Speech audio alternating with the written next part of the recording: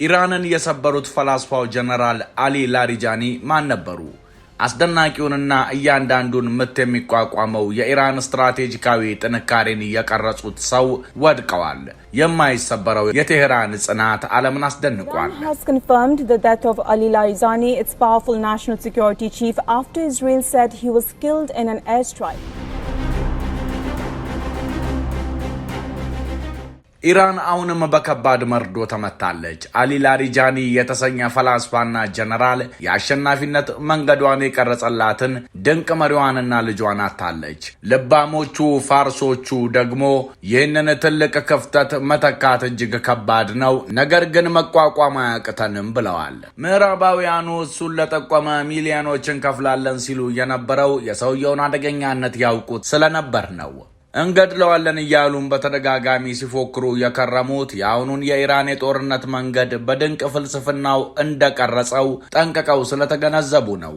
ላሪጃኒ ሞቷል ሲሉ ሰንብተው በመጨረሻም ኢራን አምናለች። አሁን በመካከለኛው ምስራቅ ያለው ውጥረት እያየለ ባለበት በዚህ ወቅት ኢራን የሀገሪቱን የፖለቲካና የደህንነት ምሰሶ የሆኑ ሁለት ቁልፍ መሪዎቿን ማጣቷን በይፋ አረጋግጣለች። የኢራን ብሔራዊ ደህንነት ምክር ቤት ጸሐፊ የነበሩ አሊ ላሪጃኒ በአሜሪካና እስራኤል ጥቃት መገደላቸው ታውቋል። ላሪጃኒ ከአያቶላ አሊ ሀሚኔ ሞት በኋላ ሀገሪቱን በመምራት ረገድ ወሳኝ ሚና የነበራቸው የሀገሪቱን የጦርነት መንገድ የቀረጹና ምናልባትም ከአሜሪካ ጋር ለሚደረግ ድርድር እንደ ትልቅ ተስፋ የሚታዩ ሰው ነበሩ። የሀገሪቱ ፕሬዝዳንት መሱድ ፔዜሽኪያን የተሰማቸውን ጥልቅ ሐዘን ገልጸው የላሪጃኒን ሞት መተካት የማይቻል ትልቅ ጉድለት ሲሉ ጠርተውታል። ምንም እንኳን ኢራን ከፍተኛ የሆኑ የአመራር አባላቶችን ብታጣም የፖለቲካ ተንታኞች እንደሚሉት ሀገሪቱ ጦርነቱን የመቀጠል ጽኑ ፍላጎት አላት። ይህ ክስተት በቀጠናው ላይ የከፋ ለውጥ ሊያመጣ እንደሚችልም ስጋቶች እየጨመሩ ነው። ብዙ ጊዜ የአንድ ከፍተኛ ባለስልጣን ግድያ ሀገርን እንደሚያንበረክክ፣ ትርምስና መዋቅራዊ ውድቀትን እንደሚያስከትል ይጠበቃል። ሆኖም የኢራን የብሔራዊ ደህንነት ምክር ቤት ዋና ጸሐፊ የነበሩትን አሊ ላሪጃኒን የገደለውን የቅርብ ጊዜውን የእስራኤል ጥቃት ስንመረምር ግን ሙሉ በሙሉ የተለየ እውነታ እናገኛለን። አሁን ይበልጥ እስላማዊቷ ሪፐብሊክ ከመፈራረስ ይልቅ ጥልቅና በቀላሉ የማይበገር ጽናት እያሳየች ትገኛለች። ለአስርተ ዓመታት የምዕራባውያንና የእስራኤል ስትራቴጂስቶች የኢራንን አመራር አንገት መቁረጥ መንግስትን ያፈራርሳል በሚል የተሳሳተ ግምት ውስጥ ሲሰሩ ቆይተዋል። ይህ መሰረታዊ የተሳሳተ ስሌት የማይካደውን የኢራን ስርዓት የበላይነትን በተከታታይ ችላ ይላል። የኢራን መንግስት በጥቂት ሰዎች ትከሻ ላይ ያረፈ ተሰባሪ ፒራሚድ አይደለም። ይልቁንም ግዙፍ፣ ትልቅ፣ ስር የሰደደና እጅግ እየተራቀቀ እንዲሁም የተዋሃደ ሲሆን ከባድ ድንጋጤዎችን ውጦ ያለምንም እንከን መስራቱን እንዲቀጥል ሆን ተብሎ የተነደፈ ነው። እንደ ላሪጃኒ ያለ ግዙፍ መሪን ማጣት ያለ ጥርጥር ትልቅ ኪሳራ ቢሆንም ነገር ግን ሁነቱ እጅግ አስፈሪ የሆኑ የጂኦፖለቲካዊ ጠላቶቿን መቋቋምና ብልጫ መውሰድ የሚችል የማይበገር የኃይል ማትሪክስ የገነባችውን አገር ከፍተኛ ጥንካሬ ያጎላል። ለመሆኑ ጠቢቡ መሪ አሊ ላሪጃኒ ማን ነበሩ? ለኢራን ምን ያጎድላሉ? ያልተጠበቀው የኢራን ጥንካሬስ ምን ይመስላል? ሰሞነኛ በዚህ ጉዳዮች ላይ ድንቅ ጥንቅር አለው። እስከ መጨረሻው አብራችሁን ቆዩ። ከ2.2 ሚሊዮን ብር ሙሉ ክፍያ ጀምሮ በአዲስቷ የንግድ ማዕከል በሆነችው በውቢቷ ፒያሳ በማይታመን ዋጋ ይዘንላችሁ መጥተናል። እነዚህን ሱቆች ቢያሻው ለወርቅ ቤት፣ ለካፌ፣ ለሾሩም እንዲሁም ለተለያዩ የቢሮ አገልግሎቶች የሚውሉ የንግድ ሱቆችን ከ14 ካሬ ጀምሮ የተለያየ ካሬ አማራጭ ያላቸው ሱቆችን በመገንባት ላይ የሚገኘውን ባለ 5 ወለል ህንፃ መሸጥ ጀምረናል። እነዚህ ሱቆች አራተኛ ወለል ላይ 896,000 ብር ቅድመ ክፍያ በ2.2 ሚሊዮን ብር ሙሉ ክፍያ፣ ሶስተኛ ወለል ላይ በ952,000 ቅድመ ክፍያ እንዲሁም በ2.8 ሚሊዮን ብር ሙሉ ክፍያ፣ ሁለተኛ ወለል ላይ በ1.2 ሚሊዮን ብር ቅድመ ክፍያ እንዲሁም በ3 ሚሊዮን ብር ሙሉ ክፍያ፣ አንደኛ ወለል ላይ በ1.4 ሚሊዮን ብር ቅድመ ክፍያ እና በ3.5 ሚሊዮን ብር ሙሉ ክፍያ እንዲሁም ግራውንድ ላይ በ1.8 ሚሊዮን ብር ቅድመ ክፍያና በ4.5 ሚሊዮን ብር ሙሉ ክፍያ ማግኘት ይችላሉ። ኑ በመሃል ከተማ የሱቅ ባለቤት እናድርጎት። ለበለጠ መረጃ ከላይ በምናስቀምጠው አድራሻ ይደውሉልን። አሊ ላሪጃኒ ማን ነበሩ? ፈላስፋው በኢራን ጦር የዚህን ሰውና እሱን ያፈራውን ስርዓት ታላቅነት ለመረዳት አስደናቂ የሆነውን የኋላ ታሪኩን መመልከት ግድ ይላል። አሊ ላሪጃኒ ተራ ፖለቲከኛ ወይም የተለመደ የደህንነት ኃላፊ ብቻ አልነበሩም። በከፍተኛ ወታደራዊ ሕግ አውጭና የመሪነት ዘርፎች ውስጥ የሚንቀሳቀሱ ድንቅ አእምሮ ያላቸው የኢራን ሁለገብ ሰው ነበሩ። በሀገሪቱ የኃይል መዋቅር ውስጥ ጥልቅ መሰረት ካለው እጅግ ታዋቂ የሃይማኖት አባቶች ቤተሰብ በመምጣታቸው የእርሳቸው ዕጣ ፈንታ ከመንግስት ህልውናና ከኢራን ጋር የተሳሰረ ነበር። በሚያስደንቅ ሁኔታ ላሪጃኒ በርካታ መጽሐፍትን የጻፉና በኢማኑኤል ካንት የሳይንስና የሂሳብ ፍልስፍናዎች ላይ የተከበሩ ባለሙያ የነበሩ እውቅ ፈላስፋ ነበሩ። ይህ ጥልቅ ምሁራዊ እውቀት በአስከፊው የኢራን ኢራቅ ጦርነት ወቅት በእስላማዊ አብዮታዊ ዘብ ውስጥ እስከ ብርጋዴር ጀነራልነት ማዕረግ ከደረሱበት የጦር ሜዳ ልምድ ጋር የተጣመረ ነበር። ይህ ያልተለመደ የፍልስፍና አእምሮና በጦርነት የተፈተነ ወታደራዊ ልምድ ጥምረት ከምዕራባውያን አቻዎቻቸው ላይ ልዩ የሆነ ብልጫ ሰጥቷቸዋል። እሳቸው ለቀውሶች እንዲሁ ምላሽ ከመስጠት ባለፈ በብዙ አቅጣጫዎች ይመረምሯቸዋል። የጠላትን እንቅስቃሴ አስቀድመው ይገምታሉ። እንዲሁም በማይናወጥና ጥብቅ በሆነ ትክክለኛነት ምላሾችን ያሰላሉ።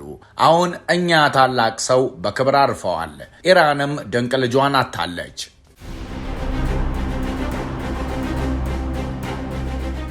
ላሪጃኒ የመንግስት አርክቴክት።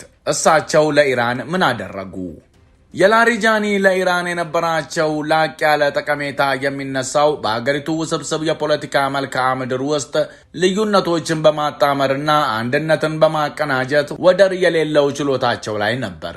በብሩህ የሥራ ዘመናቸው የመንግስት ብሮድካስተር ኃላፊ፣ የፓርላማ አፈጉባኤና በመጨረሻም የብሔራዊ ደህንነት ምክር ቤት ኃላፊን ጨምሮ በሀገሪቱ ውስጥ ከፍተኛ ተጽዕኖ ያላቸውን ስልጣኖች ይዘው በጥንካሬ መርተው ነበር።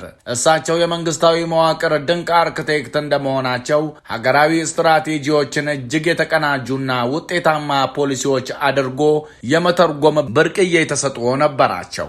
ሌሎች ሀገራት እርስ በርስ በሚፎካከሩ ቡድኖች ሊከፋፈሉ በሚችሉባቸው የከፋ ቀውሶች ወቅት የኢራን የዲፕሎማሲ የደህንነትና የወታደራዊ ክንፎች እንደ አንድ የማይበገር ኃይል በአንድነት እንዲንቀሳቀሱ አድርገዋል።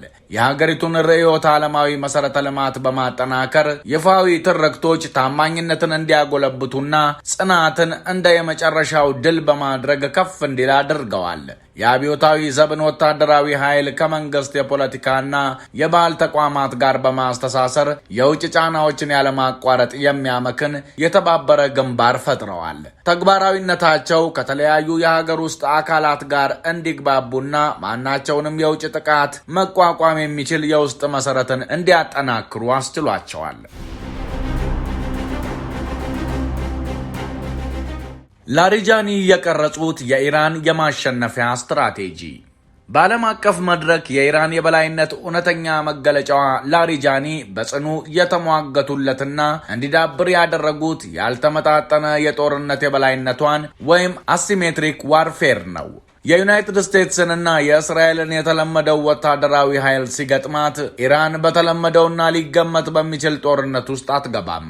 ይልቁንም ጠላቶቿን ሽባ ለማድረግ ስትራቴጂካዊ መልክዓ ምድሯንና የተወካይ ተዋጊዎቿን ወይም ፕሮክሲ ትጠቀማለች። የኢራን ኃይል በቀጠና ውስጥ የሚያንጸባርቁ ወታደራዊ ዘመቻዎችን በመቅረጽ ረገድ ላሪጃኒ ማዕከላዊ ሚና ተጫውተዋል። ይህም ዋሽንግተንንና ቴልአቪቭን በተደጋጋሚ ያልጠበቁት አቋም በመውሰድ አሳምመዋቸዋል። የዚህ የበላይነት ዋነኛ ማሳያ ኢራን በሆርሙዝ ባህረ ሰላጤ ላይ ያላት ፍጹም ቁጥጥር ነው። በአሜሪካው ፕሬዝዳንት ታይቶ በማይታወቅ የጥፋት ዛቻ ሲሰነዘርባቸው ላሪጃኒ አላመነቱም። ባዶ ዛቻዎችን በአደባባይ አፌዙባቸው። የኢራን ሕዝብ ማስፈራሪያ እንደማይፈራ ለዓለም በማሳሰብና ጠላቶች ራሳቸው እንደሚጠፉ አስጠነቀቁ። ይህ ወሳኝ የውሃ መስመር ለሁሉም የሰላም ባህረ ሰላጤ ወይም ለጦርነት አቀጣጣዮች የሽንፈት ባህረ ሰላጤ እንደሚሆን በማረጋገጥ ኢራን የዓለምን ኢኮኖሚ እንዴት በቀላሉ አገታ መያዝ እንደምትችል አሳይተዋል። ይህ ስትራቴጂካዊ ብልሃት ልዕለ ኃያላንን ወደ ቁጥጥር ውስጥ ያስገባል። ይህም ምሁራዊ ዕውቀትና የመልክዓ ምድር ብልጫ ለኢራን በእጅጉ ጠቅሟታል።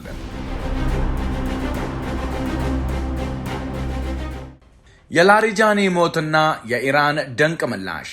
ከዚህ ቀደም እንደነበረው የቃሲም ሱሌማኒ ግድያ ሁሉ እንደ ላሪጃኒ ያሉ መሪዎች መገደል የኢራን ጠላቶች ስትራቴጂ ውስጥ ያለውን ገዳይ ጉድለት ያጋልጣል። ምዕራባውያን ኃይሎች እነዚህን ጥቃቶች እንደ ወሳኝ ድሎች ያከብራሉ። ነገር ግን የኢራን ስርዓት እንዲህ ያሉትን ኪሳራዎች ያለምንም መንገራገጭ ለመዋጥ ተብሎ የተቀየሰ መሆኑን መረዳት ተስኗቸዋል። እስላማዊቷ ሪፐብሊክ በጣም ወሳኝ የሆኑ ወታደራዊ እሴቶቿን ያልተማከለ በማድረግ የእዝና የቁጥጥር ስርዓቷ መቼም ቢሆን ከአንድ ግለሰብ ጋር እንዳይተሳሰር አድርጋለች። የኢራን አስፈሪ የሚሳኤል መሰረተ ልማት የጠላት የአየር ጥቃቶችን መቋቋም በሚችሉ ጠንካራና ከመሬት በታች ባሉ ቦታዎች ላይ ተበታትኖ ይገኛል። ፈጣን የባህር ኃይል መርከቦቿና የላቁ የሰው አልባ መርከቦቿ ውሃዎቹን መቆጣጠራቸውን ቀጥለዋል። ትዕዛዞችንም በተናጥል ለመፈጸም ዝግጁ ናቸው። ከዚህም በላይ በመካከለኛው ምስራቅ የተዘረጋው ሰፊው የተወካይ ታጣቂዎች አውታረ መረብ ማንኛውንም የአመራር መቋረጥ ተቋቁሞ ለመቆየት በተዘጋጁ ራሳቸውን የቻሉ መንገዶች ይንቀሳቀሳሉ። የውጭ ተንታኞች የመንግስት መከፋፈል አድርገው ለማቅረብ አጥብቀው የሚሞክሩት ነገር በእውነታው ግን እጅግ የዳበረ የተበታተነ የጽናት አይነት ነው። ስርዓቱ የመሪዎቹን ማጣት ተቋቁሞ ከመትረፍም ባሻገር በፍጥነት ይላመዳል። ለወንበሩ ብቁ ተተኪዎችን ያሳድጋል። እናም ደግሞ በቁጣ ስሜት የከበደውን አጸፋ ይመልሳል። የማይበገረው የኢራን መንገድና ቀጣይ እርምጃ። በመጨረሻም የፈላስፋውና የደህንነት ኃላፊው ላሪጃኒ ሞት የኢራንን የማጥቃት አቅጣጫ አይቀይረውም፣ አይቀለብሰውም። ይልቁንም አገሪቱ ለረጅም ጊዜ በአቋሟ ለጸናችላቸው ዓላማዎቿ ያላትን የማይናወጥ ቁርጠኝነት የበለጠ ያጠናክረዋል። እስላማዊቷ ሪፐብሊክ ለበርካታ አስርት ዓመታት የዘለቁ ማዕቀቦችን፣ ወረራዎችንና የታለሙ ግድያዎችን ተቋቁማ ኖራለች። ከእያንዳንዱ ግጭት በኋላም ይበልጥ ጠንካራና የተራቀቀ ሆና ወጥታለች። ጠላቶች በቅጽበታዊ ስልታዊ ጥቃቶች ላይ ሲመኩ፣ ኢራን ግን የጠላቶቿን ሀብትና የፖለቲካ ፍላጎት ቀስ በቀስ የሚያሟጥጥ የትውልዶች ስትራቴጂካዊ የማዳከም ጨዋታ ትጫወታለች። ውስብስብ የሆነው የአካባቢ ቀውስ፣ የርዕዮተ ዓለም ዲሲፕሊንና የተበታተነ ወታደራዊ አቅም ግንኙነት ተደምረው በጠቅላላው እንደ ላሪጃኒ ያሉ መሪዎች ትሩፋት በመንግስት ዲኤንኤ ውስጥ በቋሚነት ተቀርጿል። ይህም የኢራን የበላይነት መንገድ ሙሉ በሙሉ ያልተቋረጠ መሆኑን ያረጋግጣል። ግጭቱ ሲቀጥል ዓለም የኢራን የኃይል አወቃቀር ማዕበሉን ለመትረፍ ብቻ ሳይሆን ማዕበሉን ሙሉ በሙሉ ለማሸነፍ የተገነባ መሆኑን የማይካደውን እውነታ ለመመስከር ይገደዳል። የተወደዳችሁ የሰሞነኛ ቤተሰቦች አብራችሁን ስለቆያችሁ ምስጋናችን ከልብ ነው። ሰብስክራይብ በማድረግ ቤተሰብ ሁኑን። ሰናይ ጊዜ። ሰላም በምድራችን ላይ ይስፈን። ሰላም። ከ2.2 ሚሊዮን ብር ሙሉ ክፍያ ጀምሮ በአዲስቷ የንግድ ማዕከል በሆነችው በውቢቷ ፒያሳ በማይታመን ዋጋ ይዘንላችሁ መጥተናል። እነዚህን ሱቆች ቢያሻው ለወርቅ ቤት፣ ለካፌ፣ ለሾሩም እንዲሁም ለተለያዩ የቢሮ አገልግሎቶች የሚውሉ የንግድ ሱቆችን ከ14 ካሬ ጀምሮ የተለያየ ካሬ አማራጭ ያላቸው ሱቆችን በመገንባት ላይ የሚገኘውን ባለ 5 ወለል ህንፃ መሸጥ ጀምረናል። እነዚህ ሱቆች አራተኛ ወለል ላይ 896,000 ብር ቅድመ ክፍያ በ2.2 ሚሊዮን ብር ሙሉ ክፍያ፣ ሶስተኛ ወለል ላይ በ952,000 ቅድመ ክፍያ እንዲሁም በ2.8 ሚሊዮን ብር ሙሉ ክፍያ፣ ሁለተኛ ወለል ላይ በ1.2 ሚሊዮን ብር ቅድመ ክፍያ እንዲሁም በ3 ሚሊዮን ብር ሙሉ ክፍያ፣ አንደኛ ወለል ላይ በ1.4 ሚሊዮን ብር ቅድመ ክፍያ እና በ3.5 ሚሊዮን ብር ሙሉ ክፍያ እንዲሁም ግራውንድ ላይ በ1.8 ሚሊዮን ብር ቅድመ ክፍያና በ4.5 ሚሊዮን ብር ሙሉ ክፍያ ማግኘት ይችላሉ። ኑ በመሃል ከተማ የሱቅ ባለቤት እናድርጎት። ለበለጠ መረጃ ከላይ በምናስቀምጠው አድራሻ ይደውሉልን።